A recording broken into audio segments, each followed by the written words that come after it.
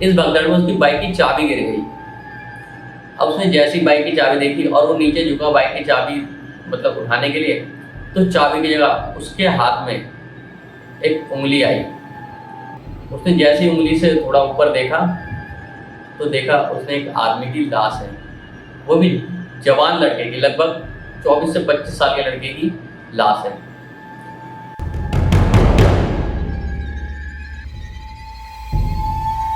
Hello दोस्तों, स्वागत है आपका एक बार फिर से सच्ची घटना में। दोस्तों, आपको हम वही कहानी सुनाते हैं जो किसी न किसी पे आप बीती होती है और जिसको सुनने के बाद आप कुछ सीख सकते हैं, कुछ समझ सकते हैं और अपना बचाव भी कर सकते हैं। तो दोस्तों, इसलिए हमारी कहानी को बहुत ध्यान से सुनिए और लास्ट तक ये गौर करें कि आखिर इंसान उससे कैसे बच सकता है। तो दोस्तों, ये कहानी है रमेश की, जो कि एक छोटे से गांव में रहता था यूपी के, और वो वहाँ से लखनऊ अपने लिए काम धाम करके रोजगार चलाने के लिए आया था। उसकी दिनचर्या बहुत ही सिंपल थी। वो सुबह उठता, काम पे जाता, रात को आता, खाना बनाता, खाता और सो जाता। उसकी ज़िंदगी बहुत अच्छी चल रही थी। लेकिन अचानक से उसकी ज़िंदगी में एक ऐसी रात आई जिसने उसकी ज़िंदगी बदल दी। दोस्तों, रोज की तरह ही वो अपना काम खत्म करके रात के 9-10 बजे के आसपास वो अपने घर की तरफ आ रहा था। उसके ऑफिस से घर के बीच में एक सुनसान सड़क पड़ती थी, जो कि बिल्कुल खाली रहती थी रात के समय। वो वहाँ से गुनगुनाता हुआ डेली वो निकल जाया करता था। लेकिन एक रात जब वो वहाँ से गुनगुनाता हुआ जा रहा था, अचानक उसने देखा कि रात के 10-11 बजे के करीब कोई लड़की उससे लिफ्ट मांग रही है। लड़की हल्की सांवली और लगभग 5 फुट के आसपास, जैसा कि उसने बताया, 5 फुट के आसपास उसकी हाइट होगी और देखने में बहुत ही आकर्षक थी। वो उसकी तरफ देख ही रहा था कि अचानक जैसे ही उसके पास पहुंचा, उसकी गाड़ी का ब्रेक अपने आप लग गया। वो इस बात से आश्चर्यजनक हो गई कि मेरी गाड़ी का ब्रेक कैसे लग गया, मेरी गाड़ी कैसे रुक गई। वो उसके बारे में सोच ही रहा था, तब तक वो लड़की उसके पास आई और उसने बोला, मेरा नाम राधिका है, क्या तुम मुझे मेरे घर छोड़ दोगे? उसकी आवाज़ नॉर्मल नहीं थी, जैसा नॉर्मल लड़कियां बोलती है उसकी आवाज़ वैसी नहीं थी। उसकी आवाज़ थोड़ी अलग थी, थोड़ी डरावनी टाइप की। रमेश एक पल के लिए डर गया, लेकिन वो इतनी आकर्षक थी कि रमेश उसको मना नहीं कर पा रहा था। वो सोच ही रहा था कि इतने में वो उसके पीछे बैठ गई और उसने बोला, चलो प्लीज़ इतनी तो मदद कर दो, कोई लड़की रात में अकेली है, इतनी तो इंसानियत सब में होती है। रमेश को लगा, चलो कोई नहीं, इंसानियत के नाते ही मैं छोड़ देता हूँ। लेकिन वो गाड़ी चलाते चलाते सिर्फ उसके आकर्षक रूप के बारे में सोचे जा रहा था। उसकी नीयत गलत नहीं थी, लेकिन वो थी ही इतनी प्यारी कि कोई भी सोचने पे मजबूर हो जाए। तो वो सोच ही रहा था, इतने में उसे लगा अचानक से कि मेरी बाइक पे पीछे वो नहीं है। उसने ब्रेक मारा और वो मुड़ के देखा तो वो लड़की गिरी हुई थी रोड पे, उसके सर से खून निकल रहा था। उसने बाइक खड़ी करी और वो भाग के लड़की के पास गया। उसने बोला, अरे राधिका, क्या हो गया, गिर कैसे गई? मैं तुम्हें हॉस्पिटल लेके चलता हूँ। उस राधिका ने बोला, नहीं, मुझे हॉस्पिटल नहीं जाना, तुम प्लीज़ मुझे मेरे घर छोड़ दो, मैं बहुत लेट हो रही हूँ। उसने बोला, तुम्हें चोट लगी है, पहले हॉस्पिटल चलते हैं, फिर मैं तुम्हें घर छोड़ दूँगा। उसने बोला, नहीं प्लीज़, आप मुझे मेरे घर छोड़ दो, मेरे को घर जाना है, मैं बहुत ज़्यादा लेट हो गई। उसने बोला, ठीक है। उसने अपना रुमाल निकाला और उसके सर पे बांध दिया राधिका के, और उसको घर की तरफ ले गया। उसका घर थोड़ा सुनसान एरिया में था। घर बाहर से बहुत ही सजा हुआ था, मतलब ऐसा लग रहा था जैसे शादी का घर हो। बाहर लाइटिंग वाइटिंग लड़ी बड़ी ऐसे जल रही थी, जगमगा रहा था घर। रमेश उसके घर के पास पहुंचा, उसे कुछ अजीब सा लगा, क्योंकि उस घर में कोई शादी नहीं थी, ना उस घर के आसपास इतने लोग। जैसे अगर फंक्शन होता है तो वहाँ पे लोग दिखते हैं, थोड़ा कुछ अलग रौनक टाइप की होती है। लेकिन सिर्फ वो घर सजा हुआ दिख रहा था, उसके आसपास कुछ भी नहीं, ना वहाँ पे लोग, ना कुछ ऐसा माहौल कि कोई शादी हो या कोई फंक्शन वगैरह हो, ऐसा कुछ भी नहीं था। उसको थोड़ा थोड़ा डर सा लग रहा था, अजीब सा लग रहा था उसको, ये है क्या कि थोड़ी नेगेटिव वाइब्स आने लगी उसको कि हाँ कुछ गलत है यहाँ पे। बट वो उसको छोड़ने गया। उसने जैसे मेन गेट से एंट्री करी, राधिका उससे आगे चल रही थी। राधिका थोड़ी आगे पहुंची। उसने बोला, राधिका अब मैं जा रहा हूँ। उसने बोला, रुक जाओ ना, रात भर। ये सुन के रमेश हैरान हो गया कि मतलब मुझे क्यों रोक रही है यहाँ पे रात भर। उसने बोला मैं अकेली हूँ, प्लीज़ रात भर मेरे साथ रह जाओ। रमेश ने बोला नहीं, तो रमेश उस टाइप का लड़का ही नहीं था। रमेश ने बताया मैं बहुत ही पूजा पाठ वाली फैमिली से था, मैं कभी इन सब चक्करों में रहा ही नहीं था, तो मैं इन सब में इंटरेस्ट रखता ही नहीं था। उसने बोला नहीं मैं घर जा रहा हूँ। वो वहाँ से निकला, जैसे वो पीछे मुड़ा पीछे से आवाज़ आई तुम्हें आज रात यहीं रुकना पड़ेगा, तुम यहाँ से नहीं जा सकते। और वो आवाज़ बहुत ही डरावनी थी। रमेश पीछे मुड़ के नहीं देखा, रमेश सीधा भागते हुए गेट से निकला और बाइक के पास पहुंचा। इस भगदड़ में उसकी बाइक की चाबी गिर गई। अब उसने जैसी बाइक की चाबी देखी और वो नीचे झुका बाइक की चाबी मतलब उठाने के लिए, तो चाबी की जगह उसके हाथ में एक उंगली आई। उसने जैसी उंगली से थोड़ा ऊपर देखा तो देखा उसने एक आदमी की लाश है, वो भी जवान लड़के की, लगभग 24 से 25 साल के लड़के की लाश है। बैठ के बाइक स्टार्ट करने की कोशिश करी, लेकिन वो जैसी बाइक स्टार्ट करता राधिका अचानक से उसकी बाइक के आगे थी। उसने बोला रमेश अगर तुम भागने की कोशिश करोगे तो इन्हीं की तरह तुम्हारा भी यही हाल होगा। इन्होंने भी यहाँ से भागने की कोशिश करी थी और मेरी बात नहीं मानी, आज इनका ये हाल है, बाकी तुम्हारी मर्जी। अब रमेश को समझ नहीं आता वो करे तो करे क्या। उसको पसीने आ रहे थे, पैर हाथ उसके कांप रहे थे। उसने बोला क्या करना होगा मुझे। तो राधिका ने बोला तुम्हें पूरी रात मेरे साथ बितानी होगी। अब मरता क्या ना करता, बट उसकी नीयत कुछ गलत नहीं थी। उसने बोला ठीक है आप चलो। उन्होंने बाइक घर के अंदर खड़ी करी, मेन गेट के अंदर, और वो कमरे में गए। राधिका उसे अपने बेडरूम में ले गई।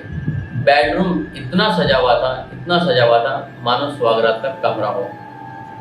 बिल्कुल फूल बिछे हुए हैं, फूल टंगे हुए हैं, लड़ियाँ टंगी हुई हैं फूल की, लाइटिंग हो रखी है, बिल्कुल बेहतरीन, मतलब अलग ही कमरा था।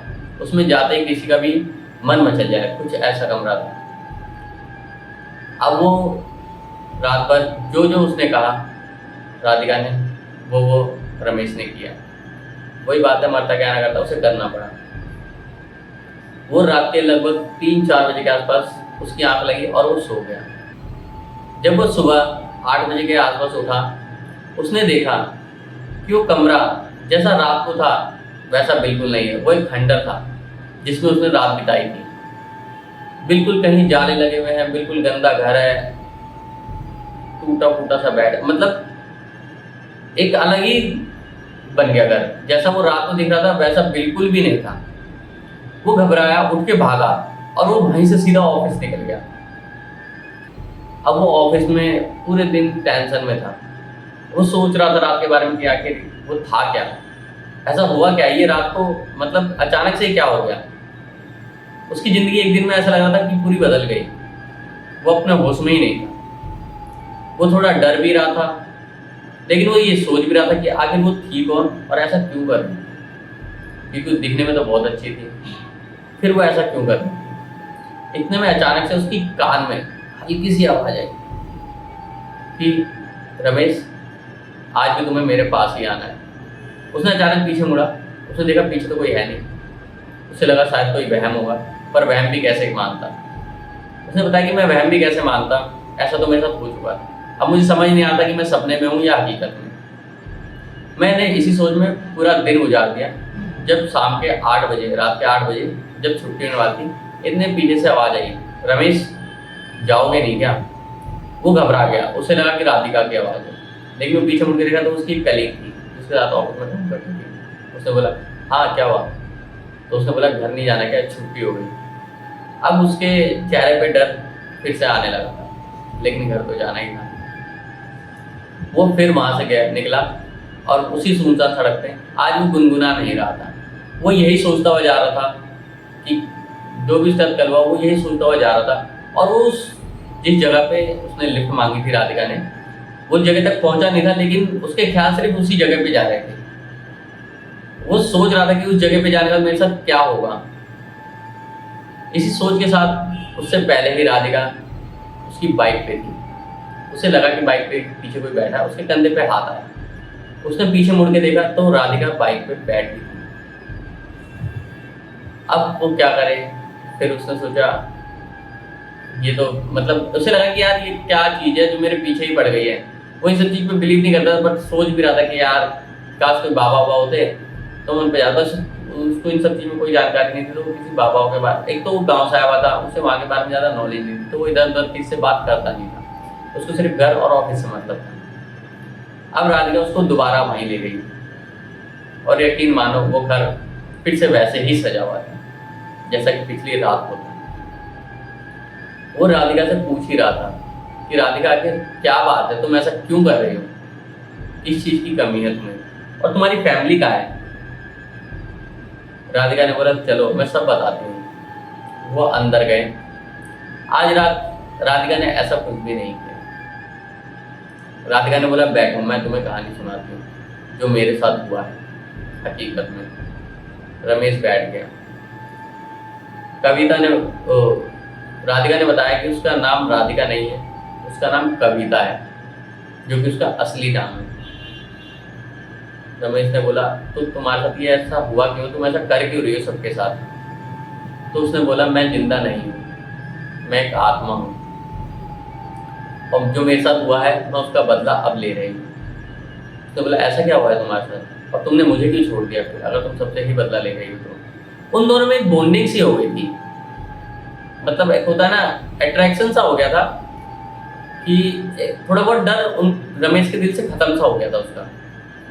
अब ऐसा लग रहा था उसको, थोड़ी दोस्तों वाली फीलिंग सी ऐसी आने लग गई थी राधिका से बात करते करते। तो उसने पूछा कि तुम्हारे साथ ऐसा हुआ क्या है, और ऐसा अगर तुम सबके साथ करे तुमने मेरे साथ क्यों नहीं किया। तो कविता, जो कि राधिका बनी हुई थी, कविता ने बताया कि मैं एक छोटे से गांव की थी और मेरे घर वालों का सपना था कि मैं एक डॉक्टर बनूँ, जिसके लिए मेरे घर वालों ने पैसा जमा करके मुझे शहर भेजा था लखनऊ में पढ़ने के लिए। मैं वहाँ अपनी पढ़ाई कर रही थी कि दिवाली से 4 दिन पहले मेरे घर से फ़ोन आया कि दिवाली पे घर आ जाओ फिर चले जाना। तो मैं 4 दिन पहले लखनऊ से बस में बैठ के गाँव जा ही रही थी कि रास्ते में बस खराब हो गई। बस वाले ने सबको उतार दिया और वहाँ से बोला कि आप लोग अपना अपना देख लो और यहाँ से चले जाओ, मतलब सब अपना अपना कुछ वाहन कर लो या जो भी कर लो या किसी को बुला लो और आप लोग चले जाओ, क्योंकि बस खराब हो चुकी है, बस इससे आगे नहीं जा पाएगी। तो ऐसे ही सब लोग फिर अपने अपने रास्ते चल दिए, कोई लिफ्ट मांग के, किसी ने गाड़ी बुलवा के, कोई कैसे भी चीज करके सब जाने लग गए। तो कविता के ही गांव का एक लड़का मुकेश जो कि जा रहा था, उसने कविता को देखा, उसने बाइक रोक दी, उसने बोला आओ कविता मैं तुम्हें छोड़ दूँ। कविता उसे जानती थी, तो कविता को लगा जान पहचान का लड़का है, कोई नहीं गाँव तक छोड़ देगा, उसके पीछे बैठ गई। अब वो दोनों जा ही रहे थे कि रास्ते में मुकेश ने बोला कविता मेरे चाचा से मुझे थोड़ा काम है, तो एक बार क्या 10 मिनट के लिए चाचा के घर में जा सकता हूँ, उसके बाद हम घर चल लेंगे। उसे लगा कैजुअली चाचा के पास कुछ काम होगा तो 10 मिनट में जाके आ जाएगा, उसके बाद हम चले जाएंगे। उसने बोला ठीक है चल लो।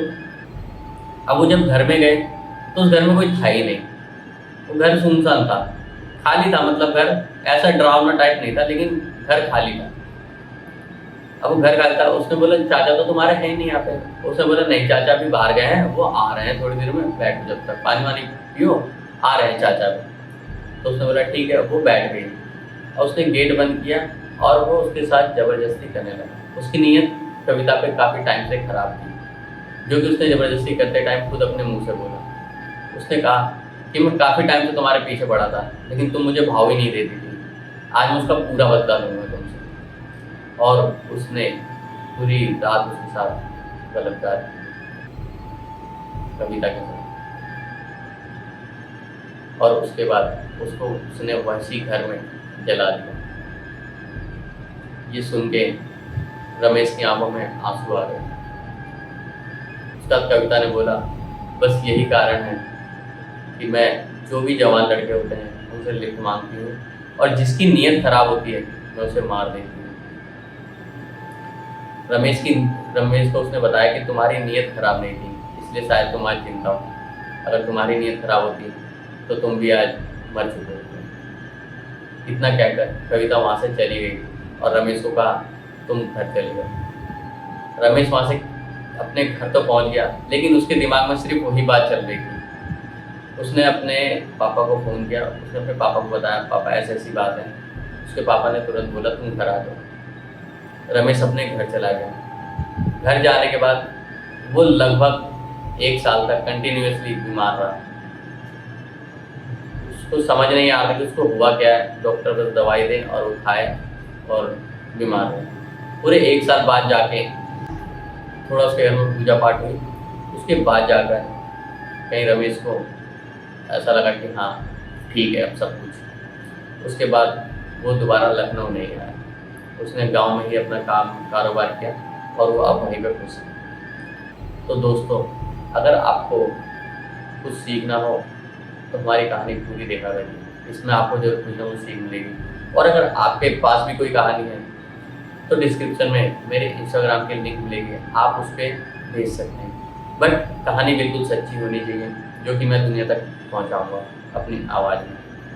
तो साथ ही साथ अगर आपको वीडियो पसंद आई हो तो यार वीडियो को लाइक कर देना, चैनल को सब्सक्राइब कर देना और साथ ही साथ ऐसे लोगों को भेज देना जो रात में अकेले कॉल करते हैं या जिनको लड़की के प्रति गंदी नीयत हो। तो चलो फिर मिलते हैं अगली वीडियो में, तब तक के लिए धन्यवाद।